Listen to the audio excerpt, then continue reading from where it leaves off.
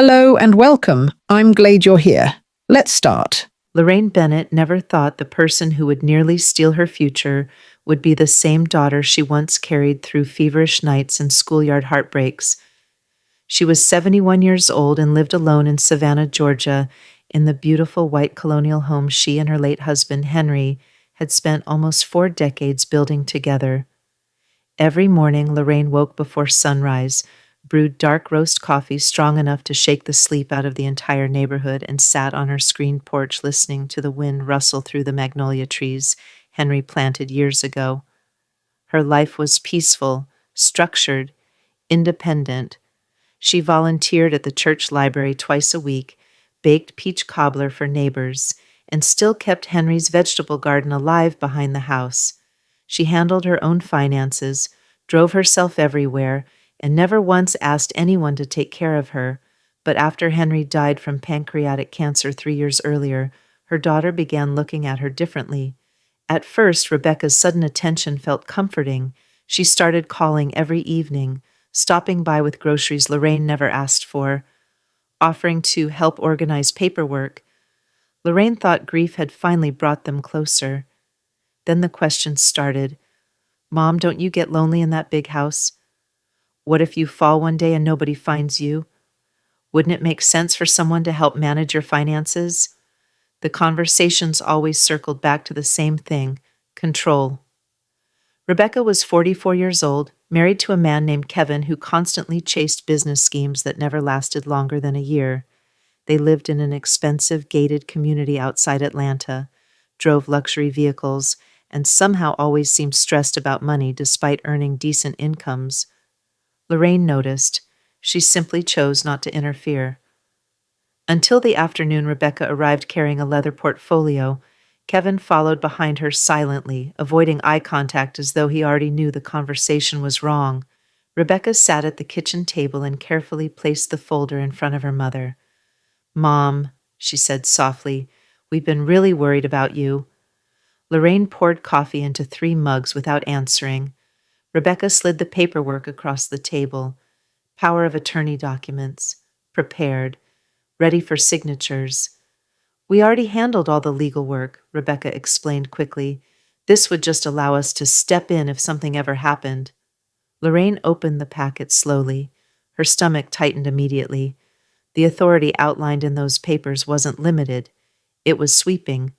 Financial accounts, property access, medical decisions, asset transfers. The documents practically handed over her entire life. She looked up calmly. "What exactly do you think is about to happen to me?" Rebecca forced a nervous laugh. "Nothing, Mom. We're just preparing for the future." But Lorraine noticed Kevin still couldn't meet her eyes. That told her everything. That night, Lorraine sat alone in the quiet kitchen where she and Henry once planned vacations, birthdays, and retirement dreams. And for the first time in her life, she felt unsafe around her own child. The next morning, she called her best friend Eleanor. Eleanor listened silently before saying one sentence. "Lorraine, get your own attorney immediately." 3 days later, Lorraine sat inside the office of a sharp elder law attorney named Vivian Mercer. Vivian reviewed every page carefully, then leaned back in her chair. "Mrs. Bennett," she said quietly, "this document gives your daughter enormous power, far beyond what most parents realize when they sign these." Lorraine's chest tightened. Vivian explained that Rebecca could potentially access accounts, sell assets, refinance property, and make financial decisions even while Lorraine remained mentally competent. Then Vivian asked gently, "Do you believe your daughter may be under financial pressure?"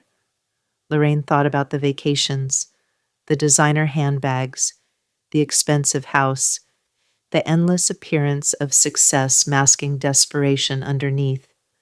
"Yes," she answered softly.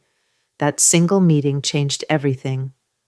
Over the next month, Lorraine quietly rebuilt her entire estate plan: a revocable living trust, a brand new will, strict financial protections, limited legal authority assigned not to Rebecca, but to Eleanor, every account documented, every asset protected, every loophole closed. Meanwhile, Rebecca kept calling, kept asking whether Lorraine had signed the paperwork yet. Lorraine stayed warm, polite, patient, but she signed nothing. Then one evening, Rebecca finally dropped the mask. She arrived alone, no fake smiles, no rehearsed concern, just desperation. She sat heavily at the kitchen table and admitted the truth. Kevin's latest business venture had collapsed. Credit card debt was exploding. Their mortgage was months behind. "We just need security," Rebecca whispered. "Eventually everything will come to me anyway." Lorraine felt her heart physically ache, not because of the money, because of the realization. Her daughter was no longer seeing her as a mother.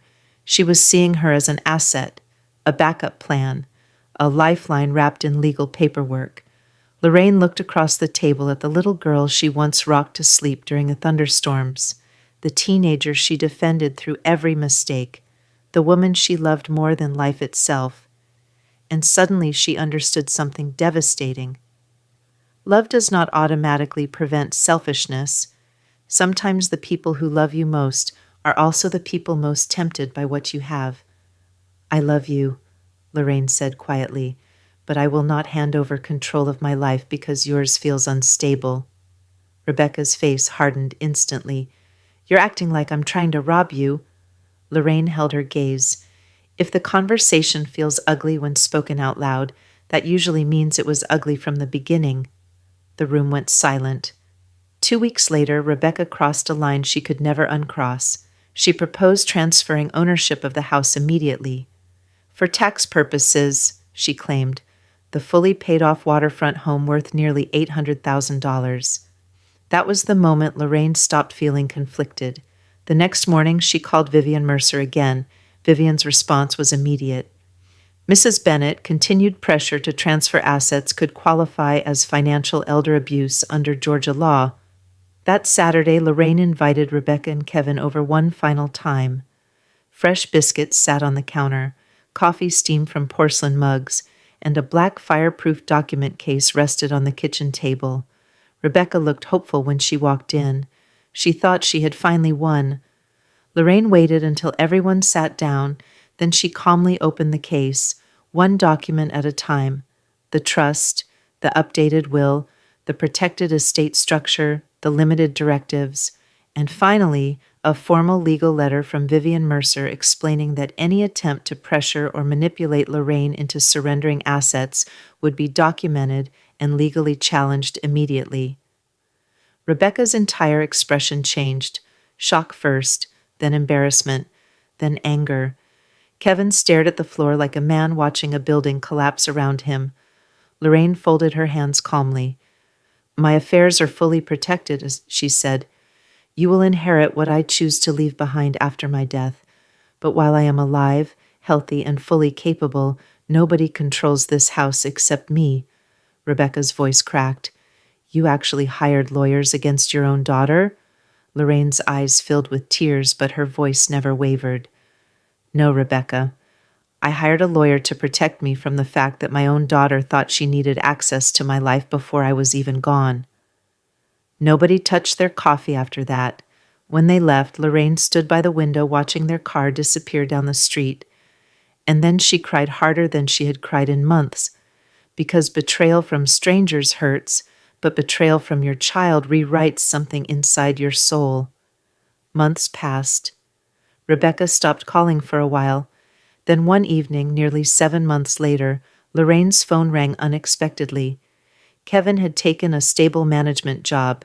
They sold one of the luxury vehicles, downsized their lifestyle, started repairing their finances honestly, and finally, Rebecca said the words Lorraine never expected to hear. "Mom, I became so afraid of losing everything that I almost lost you instead." Lorraine closed her eyes quietly, and for the first time in a long while she believed her daughter truly understood. Today Lorraine still lives in the same beautiful Savannah home. She still watches sunrise from the porch, still tends Henry's garden, still walks through life with her head high, but she also carries a lesson she wishes more older people understood. Growing older does not make you weak, and protecting yourself does not make you cruel. Sometimes the strongest thing a parent can do is refuse to become their child's emergency exit, because real love does not demand ownership, and the quietest victories are often the ones handled long before anyone realizes the battle has begun.